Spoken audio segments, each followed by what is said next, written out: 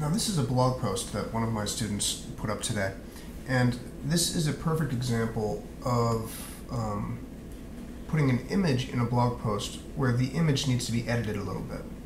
I've been doing this a lot with some other projects I'm working on, and I've been talking with colleagues about ways to use simple programs on Mac OS X to remove the background from images when using in blogging and in Keynote or in Moodle courses. And here's just a good example. So let's take a look at how you can do this very easily using the standard programs in OS X. So first, let's drag this image to the desktop. And then we'll open this image using Preview, which is the standard image viewing app in OS X. And now we're going to zoom in a little bit. You can use the shortcut of the command key and plus, which I'll do just because it's easier. And here's the image, and we need to get rid of this background. Well, we can do this a few ways. You can go into the Select menu, choose Rectangular Selection, and try to select all the area a piece at a time and then delete it. But that's going to take a lot of work. So instead, we're going to click down here to Instant Alpha. Instant Alpha helps you choose a color that you want to make disappear from the image, or make into the alpha channel in a PNG file, which is the transparent area.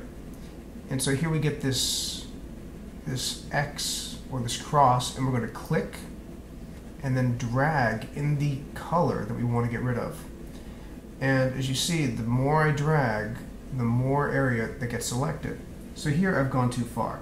So I'm going to drag back a little bit, get less of the area until I get the level of detail that I want. So I think that's about good. Then release, and now I can just hit the delete key, and that's all gone.